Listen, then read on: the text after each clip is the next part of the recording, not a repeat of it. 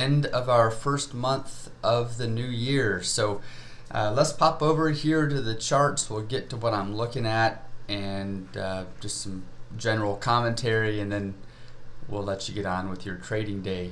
So starting things off, let's click on this screen.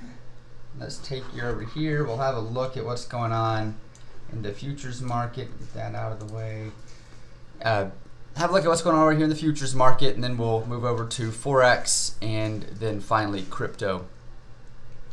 Yesterday we had some news in the afternoon. The WHO, the World Health Organization, held a press conference and had some kind of, it's odd, it's kind of mixed news on the coronavirus. At any rate, the market liked it, and we saw a big rally after that news event with the S&P pushing higher.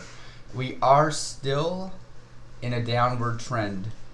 So on a 4-hour, we are still down. This would need to close up a little bit more in order for us to break back into a positive trend. So right now, from my perspective, I'm still looking to sell the rallies. So it's pulled back quite a bit this morning. I'd like to see it float back up to this 32.85 to 32.90 area and then sell off of that. So that's what I'm watching today. Of course, on an intraday basis, I've mentioned before, if you've got more experience, you've got more seat time, certainly it's okay to look at counter trend trades. I mean, looking at opportunities around this 32.72, 32.70 area, you know, certainly looking at opportunities there if we keeping your stops fairly tight and looking to go long with that as well. Just be prepared on either side, right?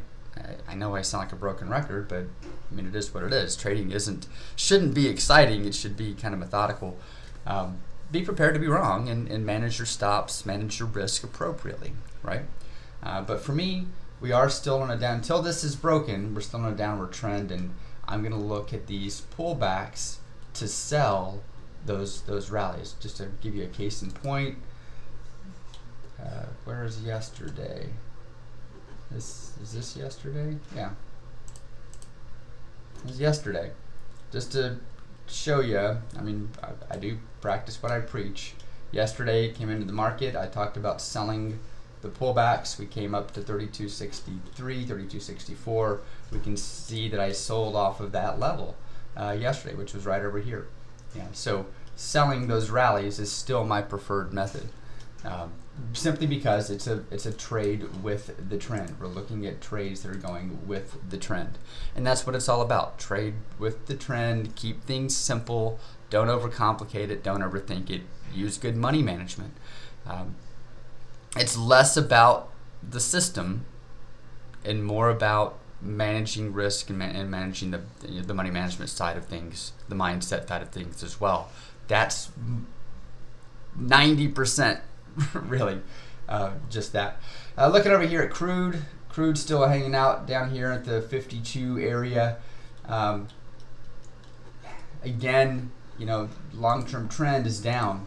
Trend in crude is down. We do seem to be finding a bottom around 52 right now. It's repelled off of that a few times. Certainly could be an opportunity if you want to be counter trend trading. Could certainly be an opportunity to buy off of 52. I prefer to see it pull back and then sell the pullbacks again, because that's trading with the trend. You know, that longer term, waiting for things, being patient, waiting for it to come up to a key level, and then selling it is more in line with trading with the trend. And that's what it's all about. Gold, same thing, still on an upward trend, just looking for an area to buy off of if it can pull back. You know, 1580 has been held up really well, 1575 is held up really well. If gold can pull back, I'd certainly like to get back in at a lower level and trade with that longer term trend.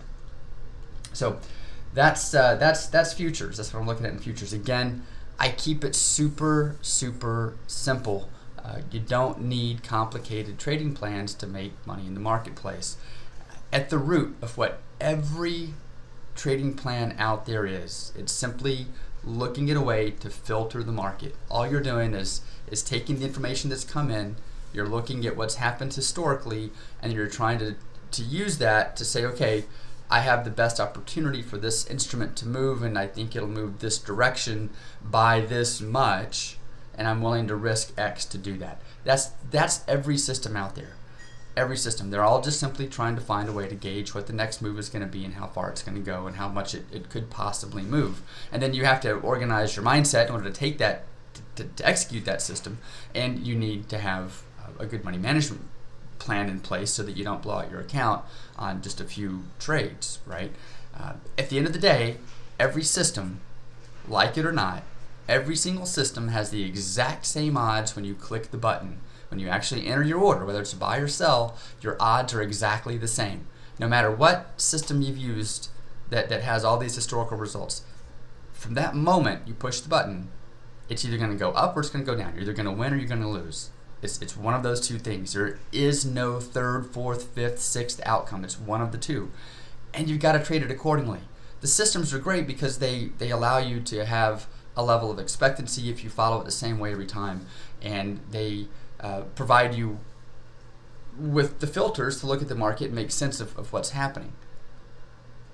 But that's it. None has a better set of odds than the others. Okay? Just want to hammer that home, because it's a hard one to understand. It's a hard lesson to learn. That's why I think people buy system after system after system after system after system, because they're missing that key component, that they're all the same at the end of the day. You're just simply trying to pick market direction. You've got to have the mindset, the money management to make it all work. Anyway, I went down a rabbit hole, went down a tangent. Let's pop back over to this other stuff and have a look. From a Forex perspective, excuse me, from a Forex perspective, let's see if we can pull this up. Markets have been fairly flat this morning coming into the U.S. session. So kind of like we saw yesterday. Yesterday we had some really big ranges already due to some news that occurred prior to the U.S. session, and currencies had really seen some significant movement. Today, most of the currencies that I'm watching, just looking at my currency strength dashboard to get an idea of where, what's moving. And look at this on multiple levels, right? I have this on a very short-term chart, but look at it on multiple levels to get an idea of what currencies are actually moving, and then which ones are moving at a greater level that would allow you to potentially profit. Using this tool over here to see what the average range is and what the current range is for the day and how it compares to the average range over multiple days, most of these currencies have already pushed to their average daily range. So there's not really a lot of opportunity there for me when it comes to the currency market. So, doing that quick look, I'm not seeing a lot that I'm too excited about in currencies. So focus today will be over here for the first couple hours on the futures market. And now again, I only trade a couple hours. I don't sit here all day staring at screens. That might work for you. It doesn't work for me. There's pros and cons to that. Certainly, there's trades I miss, and there's trades that I might get into that I don't take. So there's pros and cons to not trading all day. But I like to have a life. So anyway, I don't know why I shared that with you. Just another thing. People think that trading has to be something that's very time consuming, and it doesn't. You can pick your time that you want to trade in the day and trade during that time and take the setups if they occur at that time. And if they don't, then you don't trade. It's super easy. Anyway, so currencies, not too much to get excited about there. Over here on the crypto stuff, we pushed to highs yesterday. Excuse me. And we were looking at areas that we might be potentially bouncing off of. We talked about 183, and it has repelled off of that. We're back down here on Ethereum, back down to this 178, 179 area over here where we've been seeing support now. So this was resistance previously. It's broken it, now it's support. So this 178 area right here is support. 179 area up here is support. 178 down here is even another level of support that we could be watching. So right now, just looking for where this is going to go. This to me looks like a great spot to be able to buy this pullback. We talked yesterday about the fact that we're in an upward trend both on Ethereum and on Bitcoin, and looking to buy the pullbacks. So this is a great spot, it looks like, to be buy. If you didn't catch it down here at 175, up here at 178, still looks like a good opportunity to be able to buy off of that key level to continue to trade with the trend. Same over here on Bitcoin. I'd like to see it pull back a little more down to around this 92, like a 92 even, and that would be a great spot, in my opinion anyway, to look for potential buying opportunities. And then real quickly, I've been talking about it all month, so just going to do another quick follow-up over here on Crystal. Still hanging with kind of where we are. Up yesterday, it had crested 2,400 again, and it's pulled back today, obviously, as the, oops, that's not the right one, as these markets have pulled back.